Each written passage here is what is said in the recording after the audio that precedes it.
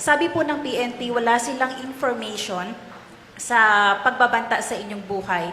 Inireport nyo lang po ba ito officially, ngunit nasabi nyo hindi ito pinansin ng mga kinauukulan? Ma'am, nakakahiya sa buong mundo na ang Philippine National Police natin, who by the way has intelligence funds, hindi alam ang mga pangyayari sa ating bansa. Nakakahiya na meron tayong police na hindi nila alam ang threats sa Vice President. Nakakahiya yan, ma'am. Huwag sila magsasalita ng ganyan kasi nagpapakita yan ng incompetence ng Philippine National Police. Dapat dyan, kung ako po ay Presidente, Secretary ng DILG, Chief ng PNP, ang sagot dyan ay, let us sit down and investigate the alleged threats so that we will know if these are true or not. Yan ang tanong. Ayan ang sagot dapat ng tamang tao. Pag yung tao na tama mag-isip, yan ang sinasagot dapat. Hindi yung sinasabing, wala kaming alam ng mga threats. Nakakahiya na ang pulis, ganyan. So, ibig sabihin, ang dami nilang walang alam ng mga pangyayari. So, kaya pala, nagkanya-kanya na ang mga kriminal dahil walang alam ang kapulisan. Nakakahiya para sa Pilipinas na naririnig na ang pulis natin ganyan magsalita. I would just want to ask po, with what is happening, may satellite office po kayo na mga nagsera din po.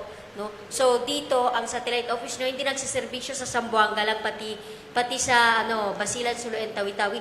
How will you, anong assurance nyo po na tuloy-tuloy yung serbisyo with what is happening now po? Yes, ma'am. Bago po ako sumagot, ma'am, may I just say, I love your color green ngayong hapon na ito.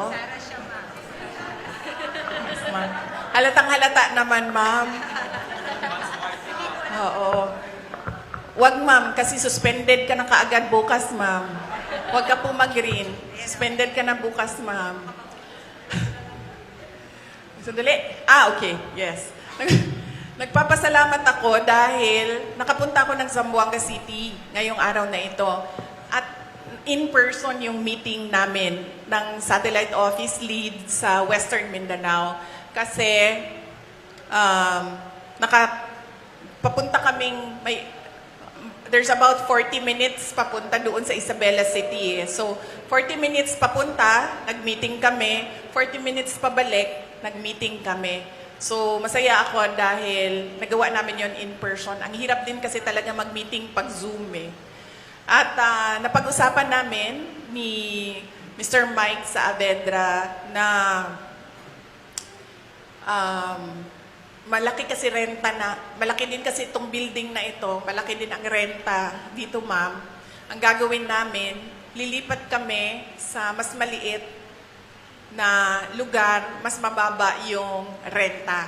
So, napababaan na rin yun namin yung budget na kailangan gamitin. Tapos tutuloy-tuloy lang si Mike ng mga downsized na mga project.